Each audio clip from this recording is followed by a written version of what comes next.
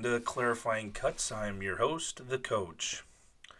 So I'm going to get back into this podcast game, and I wanted to start with a hot topic within the coaching circles here in Nevada, but more specifically in the Las Vegas Valley.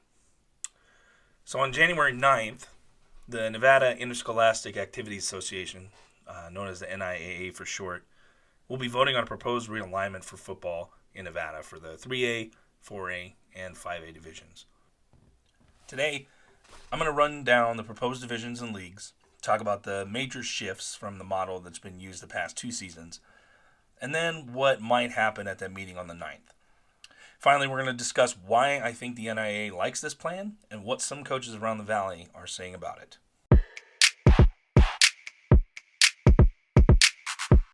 Alright, so let's start with the 5A.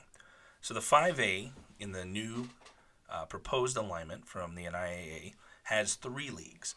So there's one that is in the north. In the north, we have Bishop Nogue, Carson, Damonte Ranch, Douglas, Galena, Hug, McQueen, Reed, Reno, and Spanish Springs. So no surprises there. Those are the teams that were in the 5A for the north and are going to stay in the 5A. Now, when you get to the south becomes a whole mess of its own. All right, so in the south, there are 2 leagues. The first is the Desert League, and this has Bishop Gorman, Arbor View, Shadow Ridge, Las Vegas, Green Valley, Sierra Vista, and Durango. The Mountain League is going to be comprised of Liberty, Silverado, Desert Pines, Coronado, Foothill, Basic, and Faith Lutheran. So we had some pretty big shifts here in 5A. A total of 7 teams were moved up from the previous 4A, those being Silverado, Shadow Ridge, Las Vegas, Coronado, Sierra Vista, Basic, and Durango. So looking at these guys, looking at their record from the past 2 seasons, and their max preps ranking, there's a couple clear exceptions here that should probably not be in 5A. Okay, so let's go from top to bottom here. So Silverado is your 2-time 4A state champ, 24-0, and ranked number 4 in Nevada, behind only Bishop Gorman, Liberty, and Arbor View. This is a team that needs to be in 5A. Shadow Ridge is right behind them. They were 18-5 in the past 2 seasons. They were the state runner-up 2 years in a row. Ended up ranked 7th. The next is Las Vegas. Now, Las Vegas to me is a bubble team. Las Vegas is a team where you need to take more into account than just the record. You should probably take into account where the school is located. Las Vegas High School is on the east side of Las Vegas. And Coach Cap over there does a hell of a job, and I respect the heck out of that guy. But there are challenges that he faces that a lot of these 5A schools do not. And I'm just going to leave it at that. This is a team that maybe shouldn't be going up to 5A. They had a pretty good record over the last 2 seasons. They were 15-7, and they were ranked 17th overall. But even the difference between Las Vegas and even Shadow Ridge, their next closest 4A counterpart, or former 4A counterpart, is vast. And you can just look at that from their score in the state semifinal last year. Right behind Las Vegas is Coronado. Coronado finished 16-6 over the past 2 years, and they were ranked 11. This is another team that probably should be up. Not just because of their record and their rank, but just their school. Their school has over 3,000 kids at it in an affluent part of the town that there's really no reason why they should not be in 5A. The next 3 are my bubble teams. Not even bubble. These 3 teams should not be in 5A. The first is Sierra Vista. And Sierra Vista, over the past 2 seasons, were 11-13. They had a below 500 record. if you look back at their 2021 schedule, they played their fair share of 5A teams, current and former 5A teams at this point. And their record wasn't great. But they got stuff done when they got into 4A league play, and that's why they're ranked so high. 11 and 13, like I said, ranked 21. But this is a team that, just like Basic and Durango, they're going to be a team that I say were successful because they were where they belonged. They weren't successful just for pure, misplacement. Those teams are where they need to be. Those are 4A teams. And just because there were 4A powerhouses, they weren't even powerhouses. Powerhouse isn't the right word. They were where they belonged. And that's why they had some success. So the next one, looking at Basic, right? Basic ended up being ranked 24. They had a 13-8 record. Pretty good record. Again, we're not talking about 24-0. We're not talking about 18-5. You're talking about 13-8. And Basic is a team that got better this year. I believe they finished 8-3 this year, and that's why their record reflects that. But again, it's a team that is properly placed in 4A. Going up to 5A, I dare to say that they won't have this kind of success. And finally, Durango. Okay, so Durango, this is a team that is 500. They're 10-10 in the past 2 seasons, and they're ranked 32. Okay, there are 31 other teams between Durango and Bishop Gorman, and Durango is going to be expected to be in the same league as Bishop Gorman. This one absolutely makes no sense to me. This seems like the NIAA sacrificed, for lack of a better word, Durango to appease this plan that they think they have. Durango is in transition at this point. They don't have a coach, is my understanding, and haven't even flown the job yet. So, like I said, they were sacrificed for this model. And I think that's a good word for it.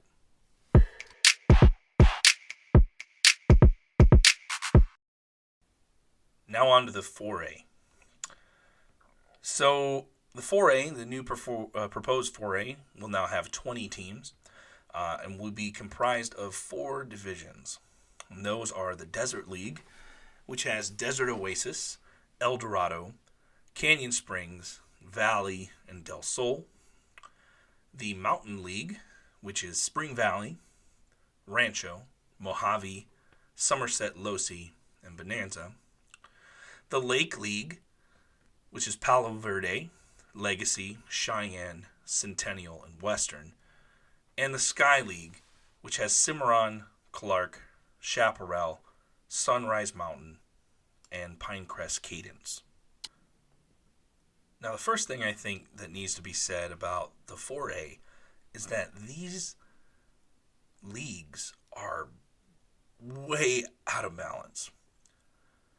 You have the Mountain League that has Spring Valley, who got a lot better last year. I think anybody that played them, anybody that seen film on them can say that the talent difference between 2 seasons ago and this past season is night and day. And this is a team that is on the rise, but now they're in a league with 2 former 3A teams and 2 teams that have had a combined wins of 8 between them, with Mojave and Bonanza. 8 total wins in 2 years, 26 losses. Then you look at the Lake League, and This Lake League has 3 former 5A teams. Cheyenne, that has won 5 games in 2 years. And Western, who, according to Max Preps, is one of the worst teams in Nevada at 64. If I was the coach at Western or an admin at Western, I would look at this league and see no hope. Shoot, forget admin or coach. If you're an athlete at Western and you look at this division, you don't think you're going to make the playoffs. Palo Verde has over 3,000 students. Centennial flirting with that number as well. Legacy is full of athletes and is much better than their record over the 2 years suggests.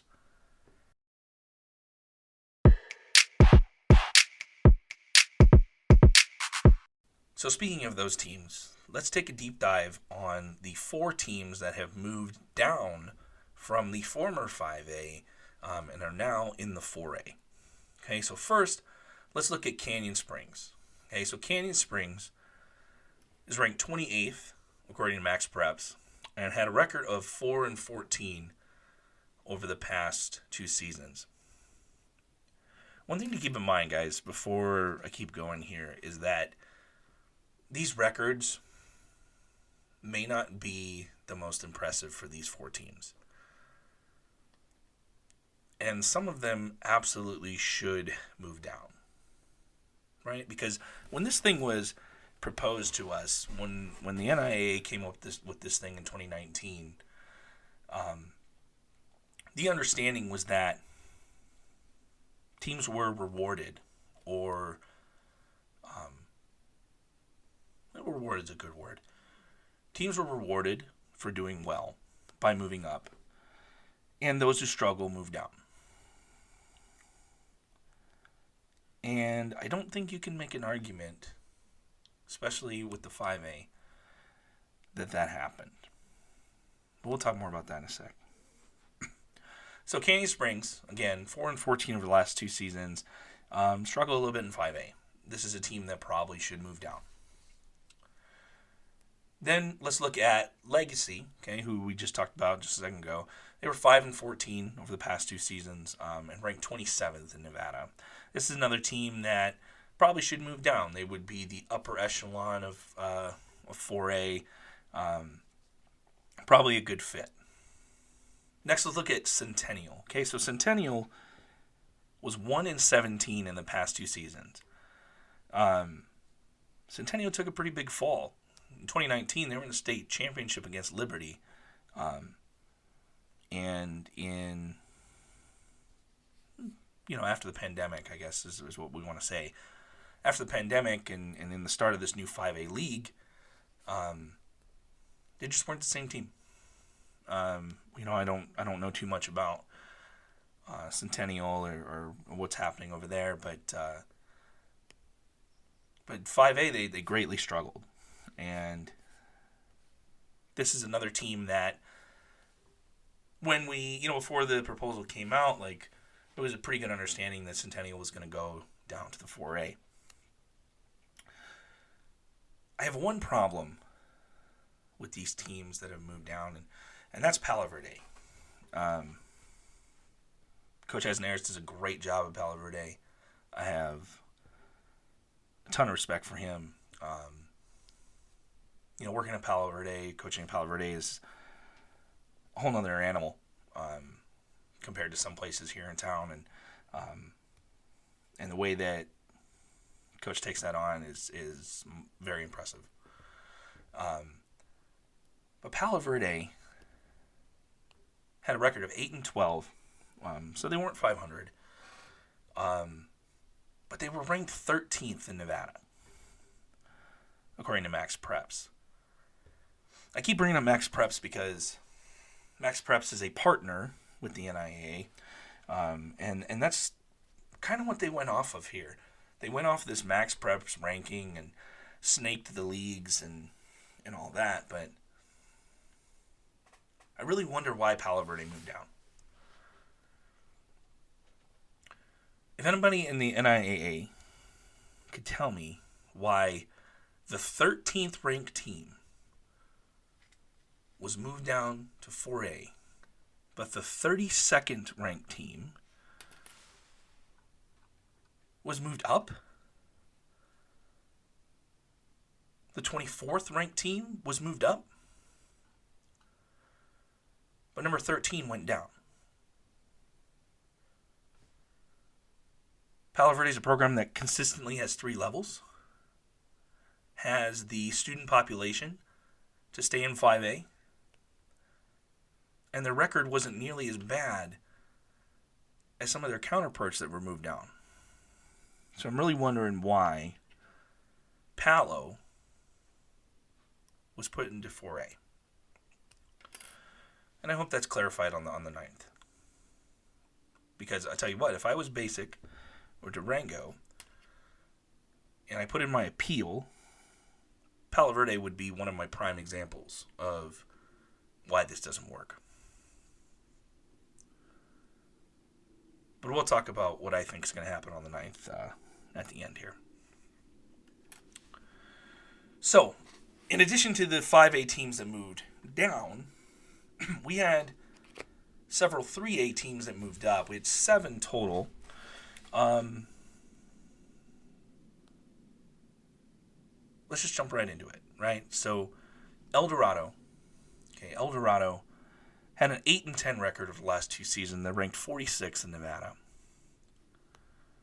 El Dorado just turned over a new leaf. I have a soft spot for El Dorado because I used to be the head coach there. And I know the battle, the fight that we had with the NIAA to get into 3A while I was there, and for a little bit there after I left. And again, these teams that I'm about to list here, these teams were properly placed in 3A. They faced schools with similar issues, with similar attendance numbers, with really like this. They were in the same boat basically.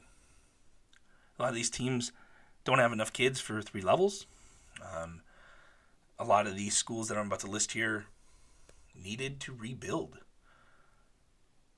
and are in the middle of rebuilding in some cases, and this move might have just completely derailed whatever they were just working on. So anyway, back to El Dorado. So Coach Tootle just took over the program there not too long ago, right before this past season, and he's done a heck of a job, man. They finally got a guy in there that saw it for more than what most people see. El Dorado is a special place. There's no school in town where I have felt more at home than when I was at El Dorado. And I think it's a bad move. And you're going to hear me say that for all these teams here, but I really think it is a bad move to move El Dorado into the 4A after they just started showing the success that we argued for when we put them in 3A in the first place. Next team is Rancho, and this is another team that does not have a head coach at this point, but they are 8-10 over the past 2 seasons and ranked 49th in Nevada. Rancho has always just been a team where, let's clarify something first, right? Rancho has one of the biggest attendance in Las Vegas, in Nevada actually, and that's due to their multitude of magnet programs. So we can't really make the argument for Rancho that we can make for Centennial or Palo Verde or something like that. That, they have all the kids, so they should be moved up. Rancho is another team that just started seeing the success, just started seeing the turnaround. And I don't know the whole story about why they're in transition, why they're getting a new coach, but man, that's got to be disheartening to that athletic department, to anybody in and around the program, that they just started to fix it. They started to get rolling. And they've had the carpet ripped out underneath them. Next is Losi, Somerset Losi, to be more specific. And this team is brand new. Their first season ever was last season. They are a charter school, so they don't have all the same difficulties as the public schools here in Nevada. But their record was 4-6 with one season. They have a veteran head coach at the helm, Hall of Famer, Mr. Dan Barneson. But is one season enough to move them up to compete with teams in a higher classification? I'm not sure about, their program, etc. I don't know all the details, but charter schools traditionally don't have the numbers to field 3 teams. They don't always have the cream of the crop when it comes to athletes. So I don't know. I don't know enough about Losi to really comment on how they're going to do. But from the outside looking in, I would definitely want my program to stay down. And let's see what we can build and move up next cycle. So here's the one that gets me kind of mad, right? So Western struggled for a long time now. Western's a team that I didn't think was ever going to leave the 3A again. And shouldn't. They should not leave the 3A ever again. That team should be protected, almost like the rural schools, the Boulder Cities, the Virgin Valleys. Western should be protected to stay in 3A, at least at this point. This is another team with no head coach right now. They went 3-15 the past 2 seasons. They're ranked 64th. Okay, 64th. There's only a few teams worse ranked than them in Nevada. And you're telling me that Western now has to go compete with 3 former 5A schools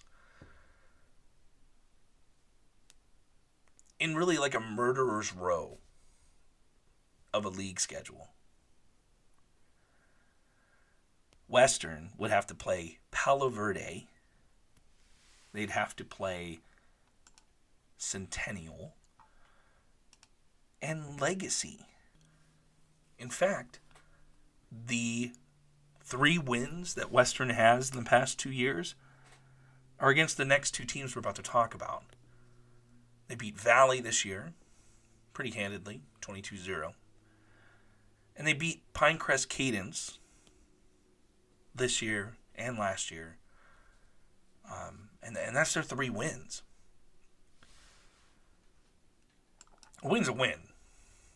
But those ones aren't necessarily like ones to write home about, right? So Valley is 4-15 in the past 2 seasons and ranked 70th. And Pinecrest Cadence, a charter school, did not win a game in 2 years. They were 0-18 and ranked 72nd in Nevada out of 76.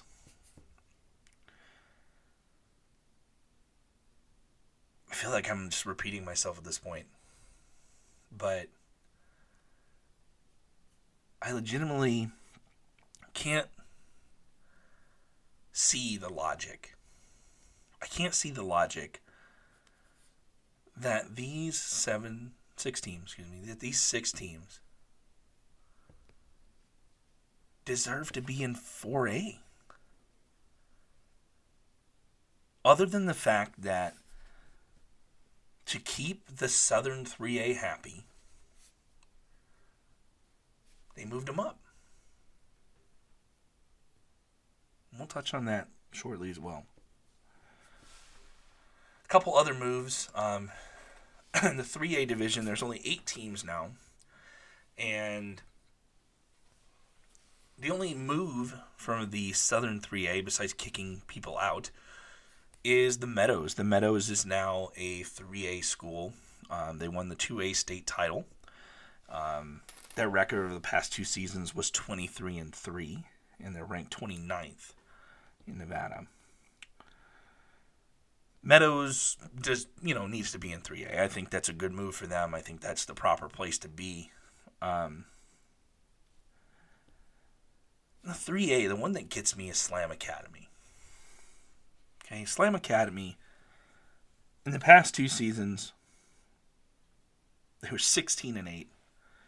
They're ranked 20th in Nevada, but are staying in the 3A.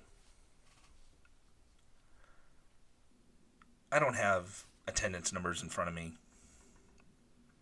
but I'd argue that Slam Academy enrollment, Pinecrest Cadence, and Somerset Losi can't be all that different. And you got a team that has won quite a few games. And you moved up Pinecrest Cadence, who hasn't won a game in 2 years, and Somerset Losi, who has one season where they were 4-6. I don't think you can justify Slam Academy being in the 3A while those 2 are up.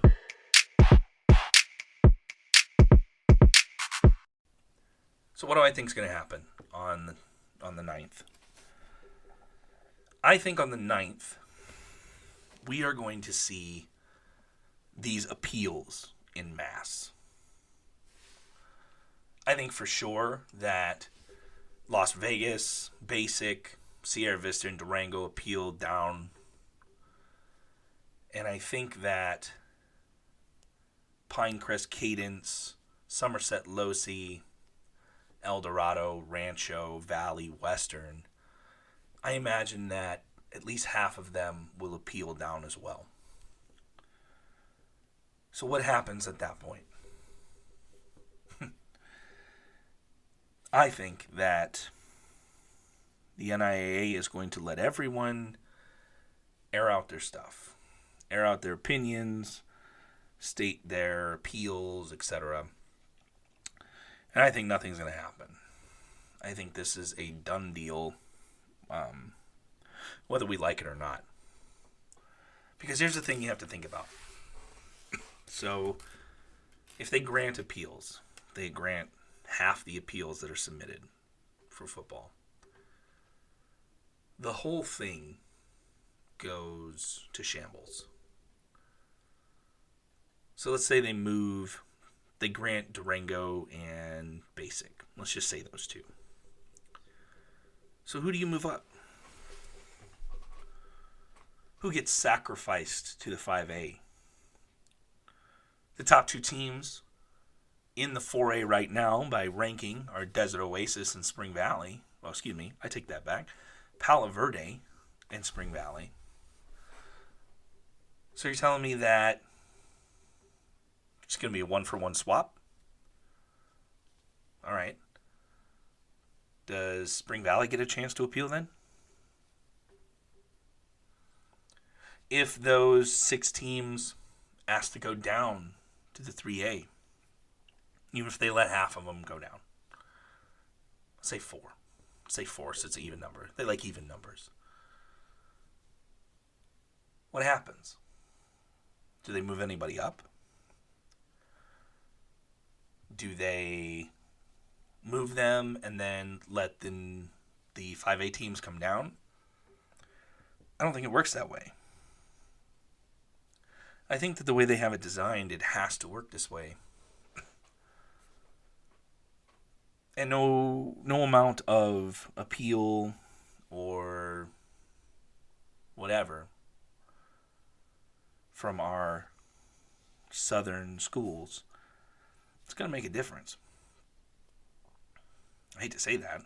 I'd like to think that they'd listen to us, but I think it's pretty clear that we don't have a voice here.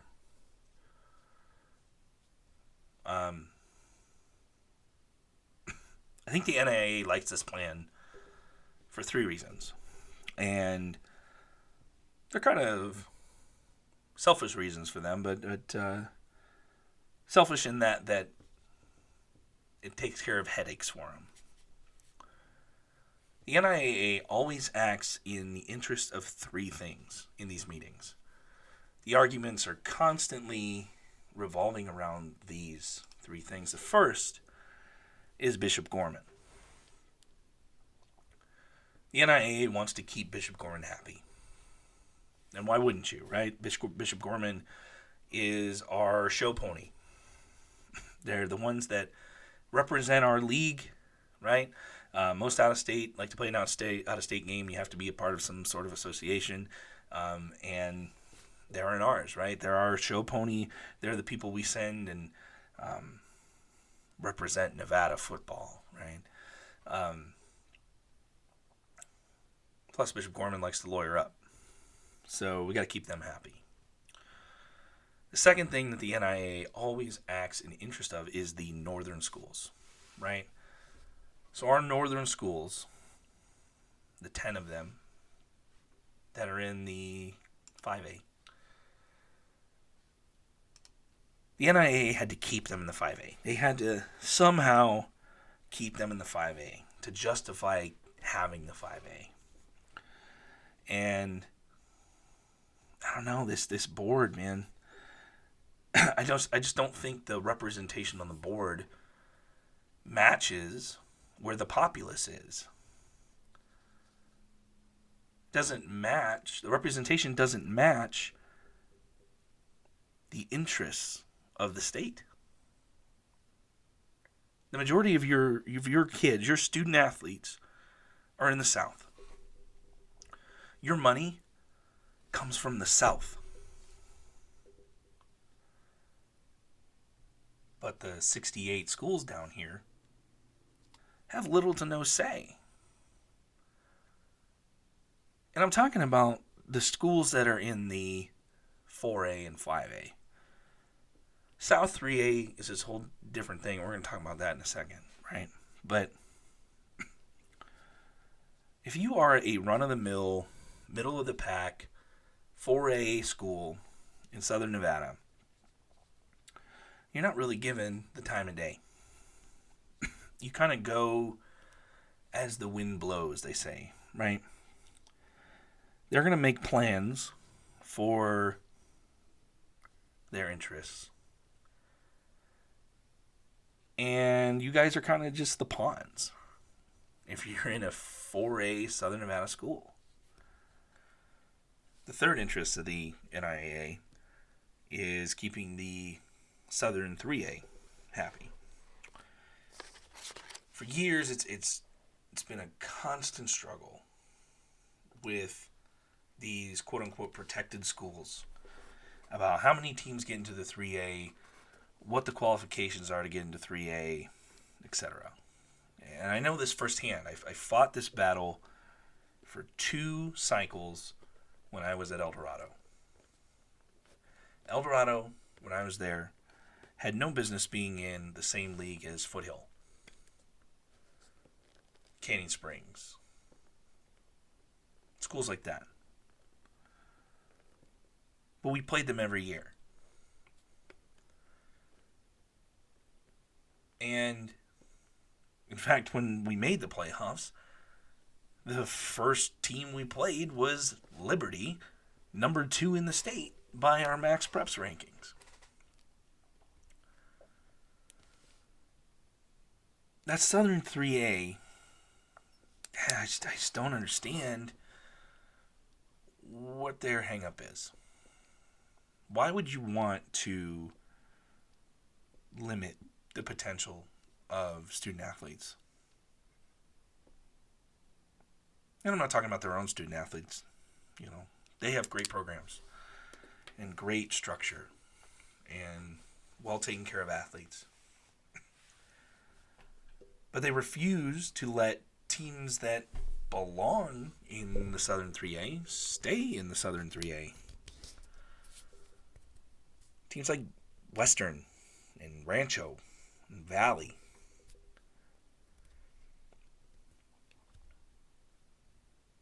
This plan works because the 3A was dwindled down to 8 teams.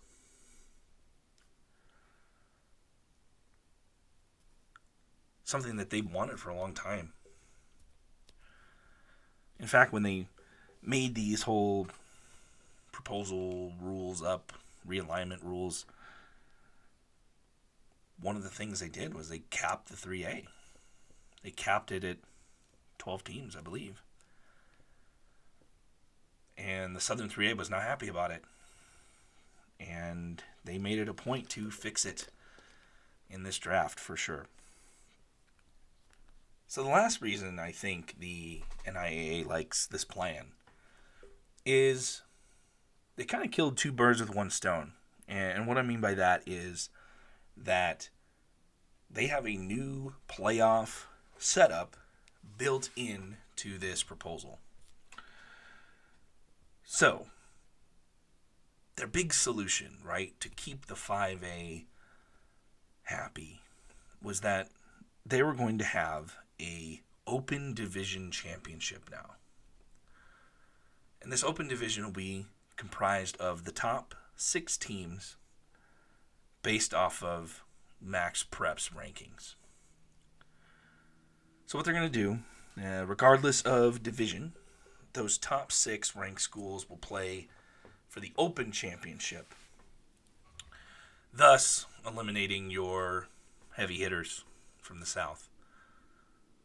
Your heavy hitters meaning Bishop Gorman, and Liberty, and Arborview, and Silverado, teams like that. That frankly, the 5A North schools were just tired of losing to. So we're going to shove the top 6 teams. I think they said it can go up to 8 teams based off the rankings, competition, things like that. But they're going to push them into that open division, which leaves the 5A open. And what they're going to do for the 5A is they're going to take the top 8 teams from 5A and throw them in the 5A championship, which gives the North that representation they so desperately want. And then Class 4A and 3A will follow suit, right? The top 8 teams. Top 8 teams after the open teams are already pulled. So if you're Arborview and you continue your winning ways, you're going to get thrown in the open division championship and not the 5A championship where you could win. You have a legit chance of winning if Gorman's in the open division.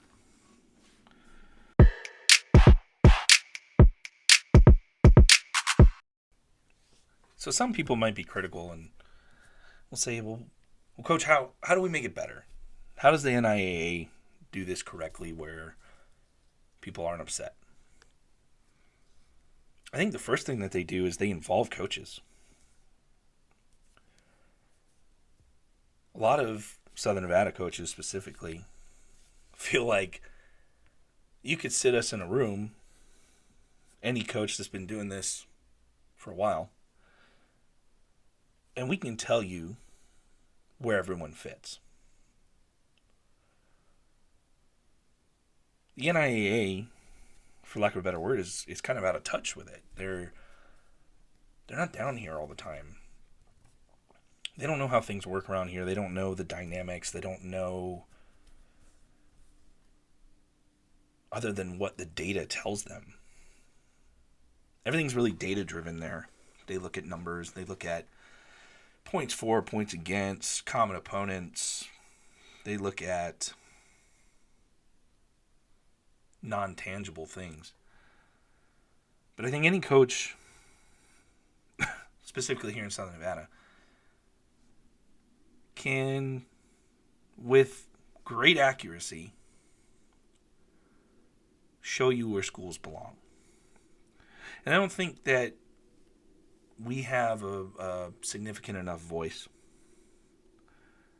You know, Rich Morocco, he's the president of our association. And Rich fights.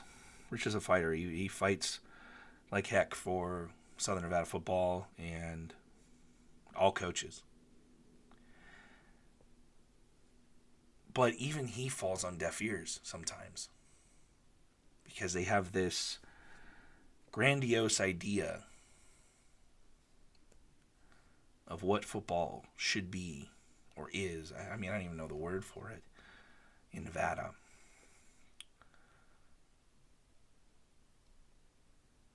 Ask the coaches. Sit us down. I'm not talking to all of us.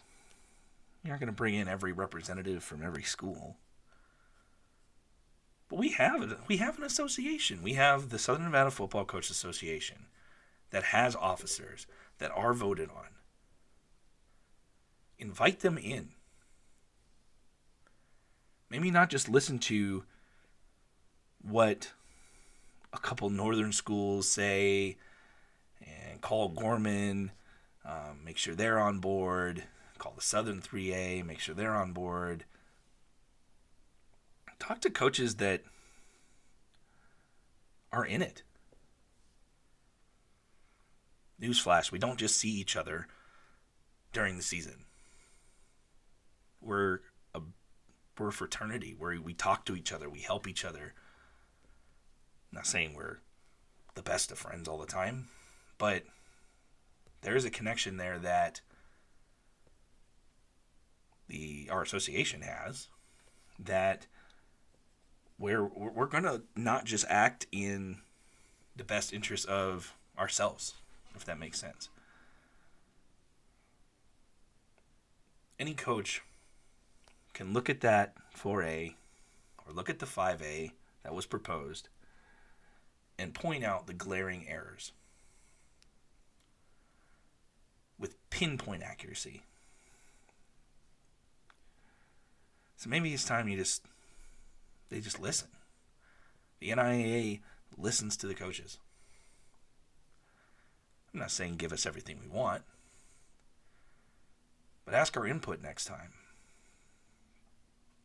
You know, during the realignment meetings, I want to give Tim Jackson and Pam Sloan from Clark County School District some props, because they stood up for us this time.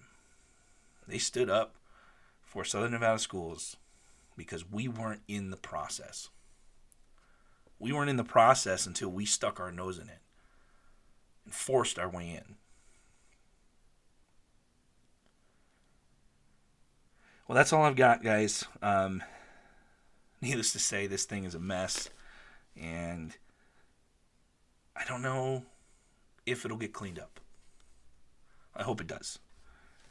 But I don't want it to be cleaned up at the cost of it delaying the whole process.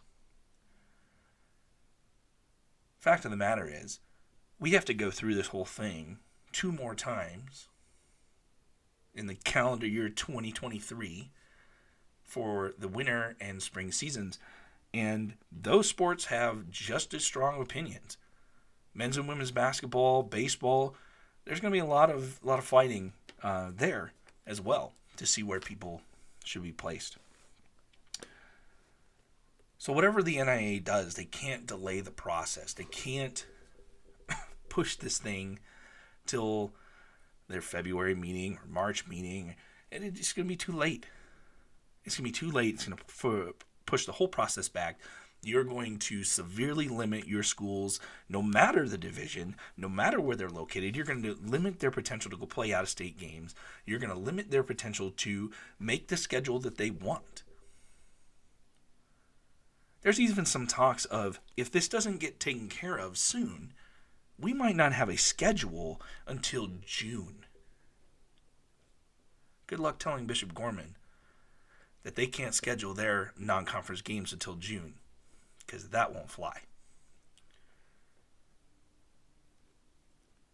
This has been Clarifying Cuts. I am the coach, and we'll see you next time.